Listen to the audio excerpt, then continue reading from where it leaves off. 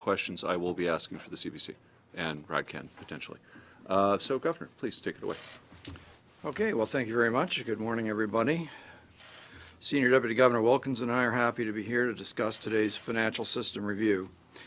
But let me begin with a few remarks about Governing Council's deliberations. And first, a brief reminder about our methodology. Most of the analysis in the FSR is about vulnerabilities here in Canada. These are pre-existing conditions that may interact with changes in our economic situation to present risk to the financial system.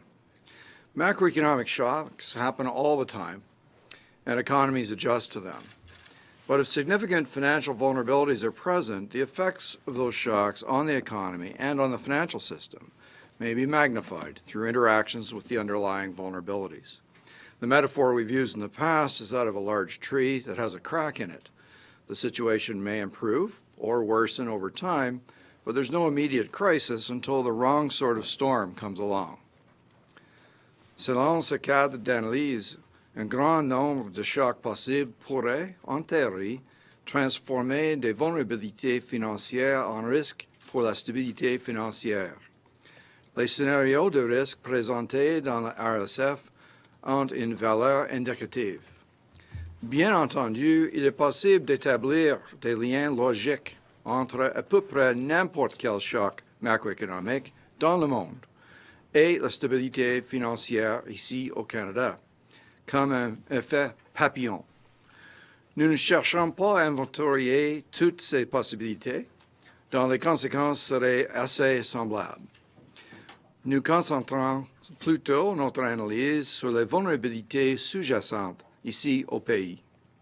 That being said, household financial vulnerabilities continue to rise in Canada. We separate these vulnerabilities into two areas: household indebtedness and housing market imbalances. This separation is important, since although they often go hand in hand, it is possible that over time, one of them will diminish more than the other. This separation has always been present in our analysis, but Governing Council sought to sharpen this distinction in this FSR. This is because macro-prudential measures have been introduced in recent months that will serve primarily to mitigate the potential consequences for the financial system of rising household debt. These measures relate to mortgage qualifying criteria, which will raise the underlying quality of household indebtedness over time, and to financial institutions' capital requirements and pricing criteria, which will make them more resilient to future shocks. Accordingly, these policies will help mitigate financial stability risks over time. When it comes to housing activity and prices, the measures will weigh on demand, especially for more expensive houses. But demographic demand remains robust. Job creation and income growth have been strong in the Greater Vancouver and Toronto areas, and housing supply constraints continue to bind.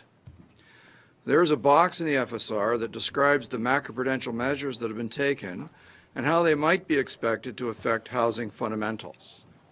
The important takeaway is that one cannot judge the effectiveness of these policies simply by observing whether house prices continue to rise. This is because the measures are aimed at mitigating risks to households and to the financial system, not at house prices per se. The effects of these policies will be greatest in Vancouver and Toronto because that is where the majority of high loan-to-income mortgages are being granted. In this context, Governing Council noted that price increases have begun to slow noticeably in Vancouver, but it is too early to determine the new trend. It is noteworthy that market activity began to slow before the imposition of the special tax on sales of homes to non-residents, which suggests that other factors may have begun to interrupt the cycle of extrapolative price expectations. However, the situation remains highly uncertain, and we have seen no signs of a similar moderation in the Toronto area. Again, we must emphasize that a moderating housing market, as we've seen in Calgary, for example, may ease financial stability concerns on one front, but leave the level of household debt at a very high level. Les délibérations du Conseil de direction concernant ces risques ont aussi été influencées par la remontée des rendements obligataires mondiaux, depuis les élections aux États-Unis. Les rendements obligataires canadiens ont réagi, comme c'est le cas habituellement, mais pas dans la même mesure. Par la suite, les taux hypothécaires canadiens ont connu une certaine hausse. Nous allons surveiller de près ces évolutions dans le mois à venir. Comme nous l'avons précisé dans notre dernière annonce au sujet du taux directeur, nous continuerons à mener une politique monétaire indépendante au Canada, axée sur le retour de l'inflation à la cible de 2%. Finally, there has been considerable discussion in financial markets about possible shortages of bond market liquidity. Many have pointed to regulatory changes as contributing to this. At the same time, markets functioned exceptionally well following Brexit and the U.S. election. This issue continues to draw attention at the international level. In this FSR, we bring some new analysis to the table, which draws upon an in-depth market survey conducted by the Canadian Fixed Income Forum, an industry group established by the Banque. Governing Council acknowledges that there are pockets where liquidity problems are more evident, such as corporate bonds, off-the-run government bonds, and certain repo markets. But we also recognize that markets have yet to fully adapt to the new regulatory requirements. Further, the pre-crisis period may not be the best standard for comparison because liquidity was excessive and virtually costless at that time. It is reasonable to expect that liquidity will be marginally more costly and market making less lucrative under the new regulatory regime, and that market participants will continue to adapt against the backdrop of a more resilient financial system. We will continue to monitor market behavior and to engage with market participants while pursuing work on the impact of regulatory reforms at the international levels. With that, Ms. Wilkins and I will be happy to respond to your questions. Okay, so I have the list open, and we'll start with Andrea Hopkins of Reuters. Governor, I want to refer to your paragraph about the backup in bond yields. And you say you will monitor these developments carefully in the months ahead. What's your concern? Is it that global conditions are tightening when you still need things to be loose here? And what's your ability to respond? Well, it's absolutely the case that rising bond yields, which will translate into rises in mortgage rates here in Canada, represent a tightening of financial conditions here in Canada. To a certain degree, those movements were part of our thinking all along. We expected there to be over this period of our projection a degree of normalization of U.S. interest rates and, of course, of term premia in global bond markets.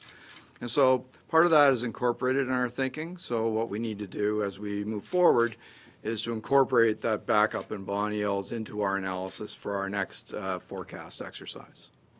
What kind of ability do you have to respond if things are backing up more than you might have expected, given where rates are now? Well, those things would need to be taken into account when developing our own monetary policy, which will be an independent monetary policy aimed at our inflation target. And so we have plenty of ability to adopt a independent monetary policy, and that's what we will do in order to achieve our inflation target. If the inflation target is put at risk, then we would need to take those things into consideration. Greg Quinn, Bloomberg. Overall, it seems you're pointing to a housing market that's being reined in by the federal government, and the oil crash, which led you to cut interest rates last year, you mentioned this is now a low risk. And as on higher interest rates, the risk level remained the same even after the election of Donald Trump has brought a spike in yields. So have we passed a point of maximum risk here? From the low commodity environment. From the whole picture of risks that you outline in this report. Oh. Or is the overall picture of risks going down now? Well, we reached the conclusion that our risk assessment at this time is about the same as it was 6 months ago. So just to dig down slightly, you would say that household vulnerabilities continue to advance, increase. That's on the one hand. On the other hand, we have some new initiatives in terms of mortgage rules and capital rules for financial institutions, which should serve to mitigate those things through time. So that kind of strikes a balance, if you like. In certain other risks, yes, the risk we've highlighted about prolonged period of low commodity prices appears we've come past that. So commodity prices have been more stable and more intermediate range as opposed to at the really low points that we saw during the sharp declines before. And so that particular risk we've downgraded. But our other risks basically are roughly where we saw them 6 months ago. And these are not measured in decimal points or anything. But you know, when you've got factors on two sides of the question, that kind of keeps them roughly in balance where we had them.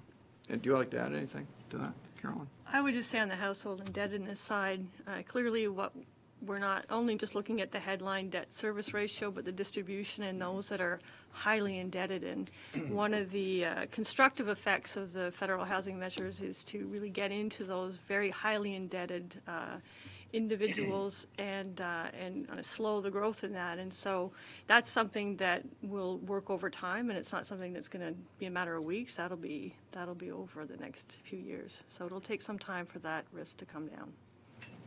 Could I ask as a follow-up in particular on the risks from commodities? Clearly it was a dominant force for Canada over the last year or two. How is it now that this can be rated as a low risk in the financial system review? Well, what happens is when a shock like that happens, it raises adjustment processes, which as at the time when we analyzed these things, we said it would take 3 to 5 years for the economy to fully adjust to a lower regime of oil prices in particular.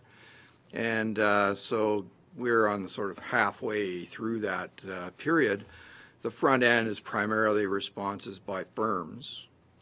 And so as those firms adjusted their investment profiles, as they adjusted their business models, of course, there's a period there where there's a certain amount of risk to the financial system through defaults or what have you. And that appears to be, the maximum risk in that phase appears to be behind us because of the stabilization of prices and the quite rapid way in which companies went about adjusting to those lower prices. The other side of it, though, is that the country has lost 60 billion or so per year of income through those lower oil prices. And that income adjustment process continues. And that's primarily now at this stage in households, okay, who may have been laid off or who may still have work but are earning less because service companies in the oil business, are earning less and people are earning less, et cetera. So that throws up another phase of adjustment, which is more concentrated on the household sector. So there's a chart in the FSR which shows the mortgage arrears, very low level, but from your perspective, rising in oil producing provinces. That's something for us to continue to watch. We don't see it as a major risk, but it's important to understand that it's not over. Those equilibrating processes will last quite some time. Kim McCrail, Dow Jones. Hi, thanks for taking these questions. You commented in your opening remarks that you can't really judge the effectiveness of the new housing-related policies just by looking at whether house prices are going down. I just wanted to ask you to elaborate a little more on what you would look for. Would you look at cities in particular? Would you look at the loan to value ratios in those places? What would be evidence that those are working? Well, they're pretty well guaranteed to work because there are rules about the qualifying criteria, and we've presented, for example, Table 2 to give you a sense on how many people over the past year would have been influenced by these new rules. And so what we would see is that new mortgage originations would be of higher quality under those new rules. Originations are a small fraction of the stock of mortgages, and this is why we're saying that it takes quite a while for that effect to work its way through the system. And meanwhile, existing mortgages are being gradually paid down, so that also works to reduce the loan to value automatically as people do work through their amortization. So those processes are basically mechanical but slow because of the large stock. And importantly, what Table 2 shows is that these effects are not about individual cities or parts of the country, but are targeted at the pockets where the vulnerabilities are highest. So the pocket where loan to income is a very high number are the ones which are going to be influenced by these new rules. And that's completely across the country. You don't have to be in Toronto or Vancouver to be attempting to have a high loan to income mortgage. It just is a higher concentration of them in those markets simply because houses are more expensive. And so for us, it'll be primarily watching the quality of the loan to value and loan to income statistics as we go through. Those should show right away a shift in origination behavior. Some lagged effect because some people are pre-approved, et cetera. In terms of housing prices, which a lot of people I think are taking as the key indicator in all of this, to us a separate issue. So there's the indebtedness issue, and then there's potential for housing imbalances, housing sector imbalances, which is why I'm saying this distinction is so important. And so watching that, that's why we laid out in the table how many things have been done and where they're expected to influence the demand-supply picture. But if you have, strong demand in a place like Toronto, Greater Toronto, or Greater Vancouver area due to immigration and job creation, and you have supply constraints, well, there's obviously going to be some upward pressure on prices. The part that we can't really put our fingers on is how much of the recent rise inflation in house prices, how much is that due to self-reinforcing expectations? How much of demand for housing is related to that more speculative layer? And to the extent that's important, you can have an effect on prices through such announcements as these, just because that causes people to reevaluate that underlying assumption. Thanks. And just to follow up on what you were just saying there, is there a concern that if house prices were to fall more quickly before some of that high-risk borrowing is eliminated in the system through the new rules, what kind of risk is there of that happening? Sure. I mean, clearly, part of the reason these are vulnerabilities is that housing is a major asset of those that hold mortgages and are indebted, and so the extent that value would decline, that creates issues for those borrowers. And what we're looking at here really is the financial stability implications, and so clearly, if house prices were to fall by a lot and abruptly, there would be impacts in the areas where that was happening and on individuals. And that may have some implications for the strength of growth because people need to rearrange their spending habits if that happens. From a financial stability point of view, I think what you really worry about is when that's combined with some kind of event that creates a large amount of unemployment that's persistent, and that's because people not only have lower assets, they don't have people become unemployed. And so that's where we see that in risk one, that combination of a household stress coming from a macro downturn and house price falling would be an issue. I think just the last thing I'd say is it's really interesting when you look at it from a financial stability point of view and think back to 2007 and 2008 and say, well, what's kind of different? And I think one of the major things that's better now, aside from banks being better capitalized and having more liquidity is the fact that those complex markets, so the securitization markets that helped propagate the shock, not only in the U.S. but globally, they're a lot smaller now, and they're less than half what they were in Canada. And so that complexity and opacity that kind of reinforced the shock just isn't there right now. And I should apologize. It's Wall Street Journal for press conferences. I've been corrected. Omar Suchidena, CTV National News.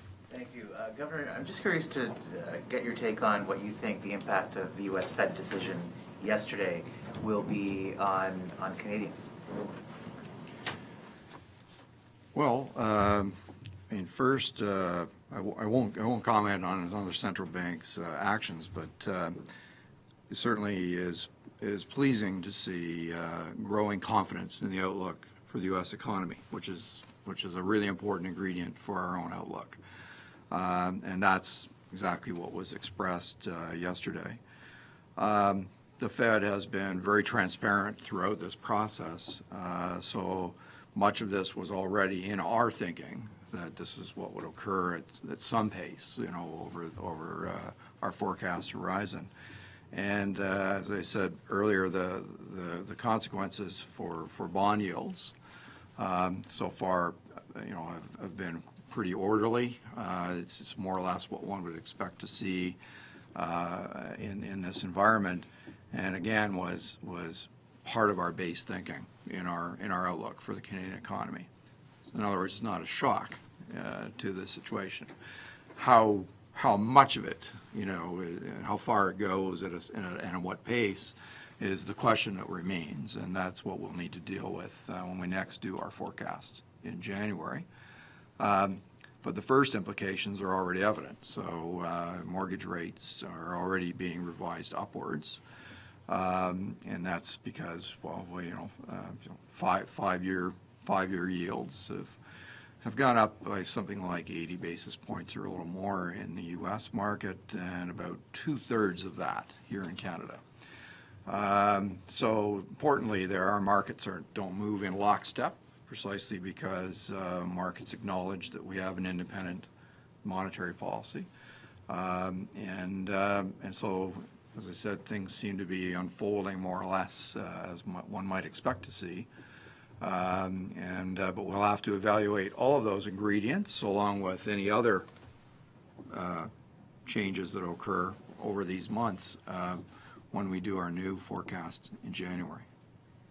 So, to Canadians who might be looking to you for a decision or a hint about a change of the rate here at home, what do you say to them? And even if that change is incremental, given what you said today about how homes in this country and consumers are over-leveraged, do you think even that incremental shock is something that could be managed by Canadians? Well, there are two sides to this. One is at the origination stage, so a higher mortgage rate for whatever reason, perhaps because of the new rules, possibly also because of these upticks in bond markets, will cause people to think again about their decision whether or not to buy a home. That's the first effect that this would have. The other part of your question, which I think is where you really are, is on renewal of mortgages. So you have a mortgage which has a really low rate, and when you renew it, it has a higher rate. And so here, I mean, of course, those mortgages are all different lengths.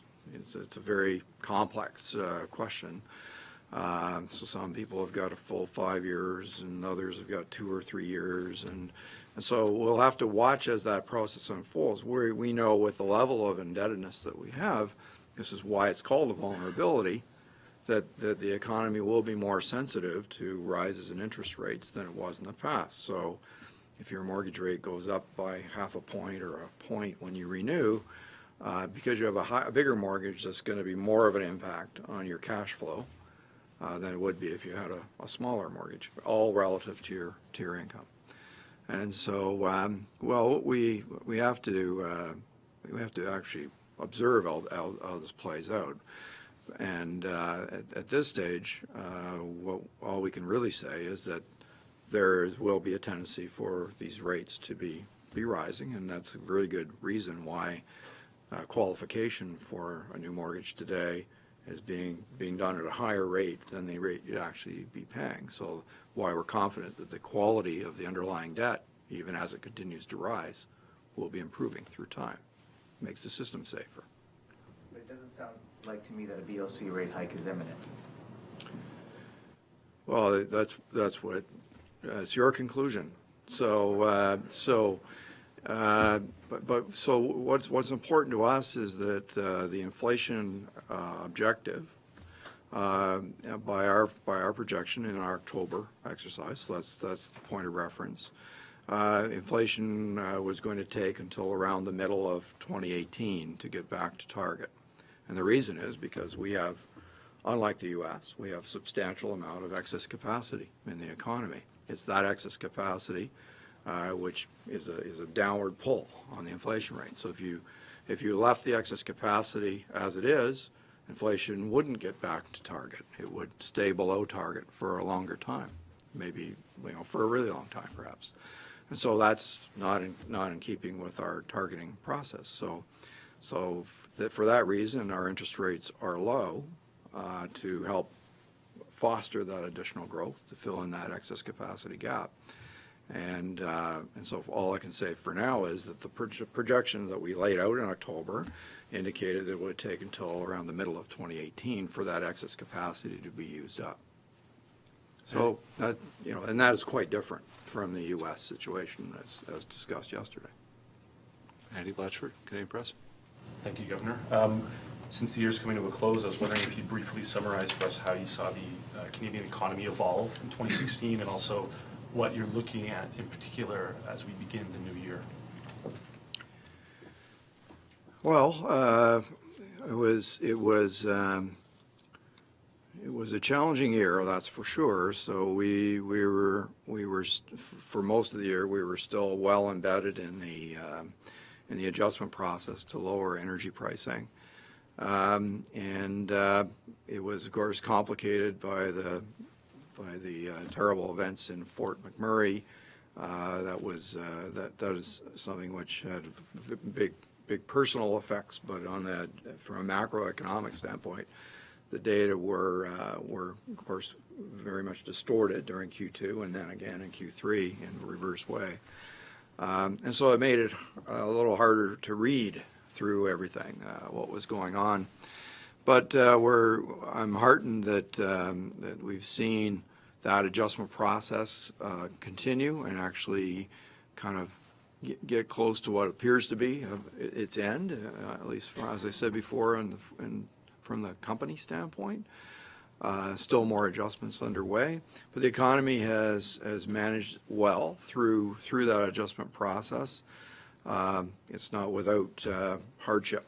We've got regional dislocation. We've got higher unemployment, substantially higher unemployment in Alberta and so on. So I'm not saying those adjustments are over. On the household side, those adjustments will continue for some time. But from a point of view of the adjustment process, it's been encouraging to see it take place. We did have growth this year. We had growth in jobs as well as in the economy, and inflation is a little below target, but we're confident that over the next I'll say between now and the middle of 2018, we'll gradually make our way back up there. So all things considered, we got through it, and it wasn't a particularly encouraging year.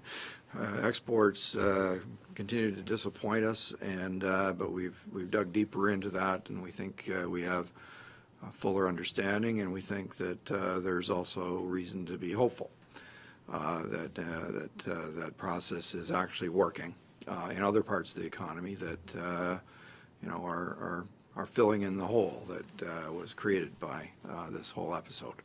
So it doesn't sound like it's time to declare victory or anything. It's not. We have a lot of work still to do, but I would say that we did okay, given all that. also what you're focused on in particular going forward. Oh, going forward, well, our focus is unwavering. It's on the same old things that we're watching carefully. The adjustment, of course, the U.S. economy seems to be on firm footing, which is great. We've had less than our usual pickup in growth corresponding to that, and that's, of course, the export wedge, if I can use that term. Exports have recovered quite well, but not as well as historically they would have. As I said, I think we understand that better now, and so have enough confidence that we're on track.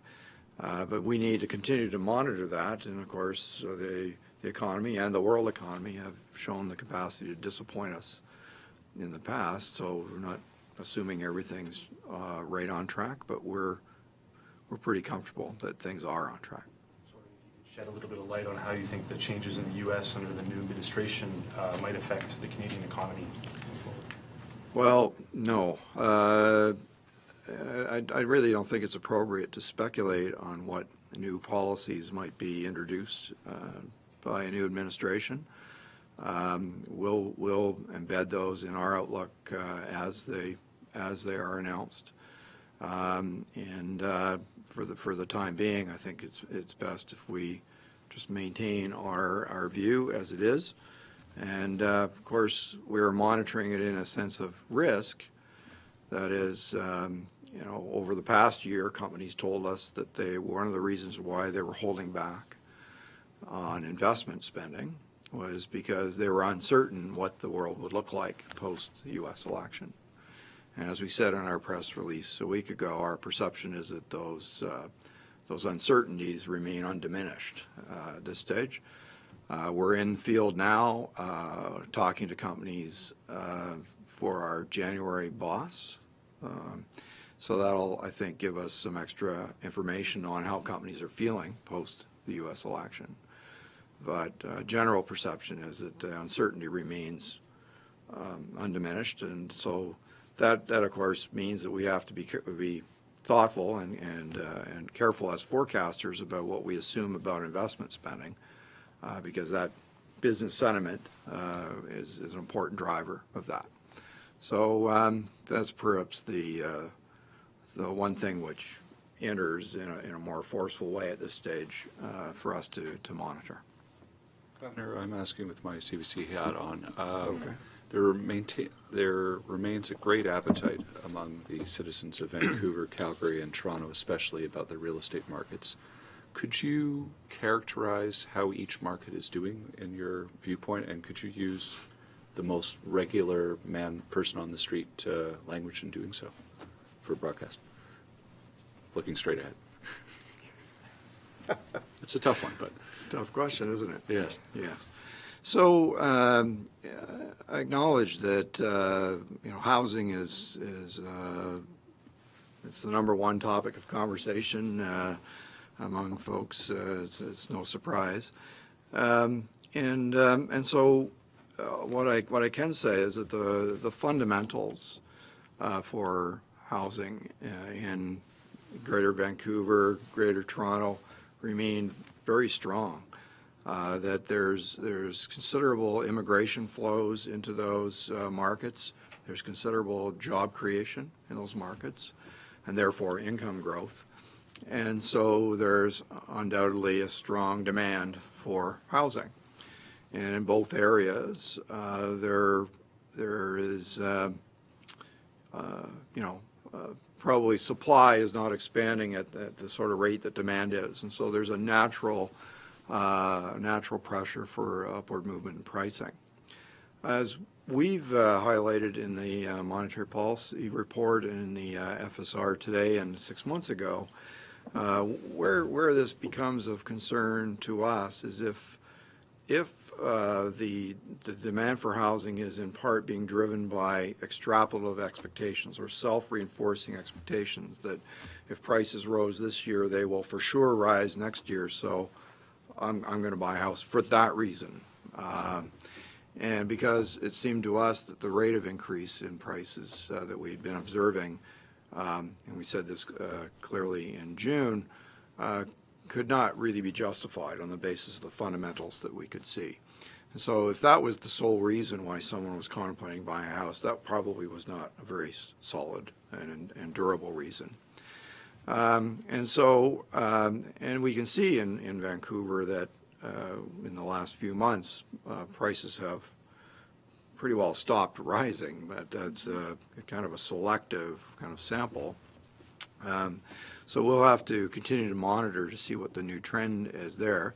And that adjustment began before any of these new policies were put in place, in particular the land transfer tax for non-residents. So that suggests that there was, if there was self-reinforcing expectations there before, something else was going on to try to in effect, break it down a little or to reduce that motivation for buying a house. Now, that's to say that there's fundamental economic reasons why housing markets are strong, and what we're about is about ensuring that the mortgages that are taken on are resilient mortgages. That is, that those folks who are in the high loan-to-income range are qualifying at rates that give them resilience as we move forward. And that's what the new rule changes are about. And for us, it's a macro view on the financial system and its risks. So we don't really have an opinion on individual markets per se, but those data points give us reason to be concerned about the underlying quality of the system and its resilience. So those are the risks that we look at, and we're comfortable that the changes that have made will mitigate those risks through time. Est-ce que c'est le même, est-ce que c'est pas possible pour le commentaire comme le même pour pour Montréal, Ottawa et Ville de Québec aussi? Mais c'est évident que les facteurs de demande et offre dans les marchés des logements en Vancouver ou à Toronto en particulier sont très forts. La demande est très forte à cause de l'immigration et la création des emplois. Et avec cela, notre analyse de risque se concentre à la question s'il y a un processus des attentes qui se renforce. Et si ça, c'est la seule raison pourquoi on achète une maison, c'est peut-être pas une assumption durable. Et alors, c'est évident qu'il y avait un changement de comportement à Vancouver très récemment. C'est difficile à dire que la tendance est changée, mais il y a certainement un changement de comportement. Et on verra dans les autres marchés. Mais pour nous, c'est une question macroéconomique, pas une question pour chaque ville. Et cette question est que les hypothèques dans le futur seront plus résilientes parce que les règles nous assurent cela. Well, Governor, happy holidays, Merry Christmas to all the bank staff. Good New Well, Year to you all. Thank you. All the best to you, too. Thank you, everyone. Yeah, thanks.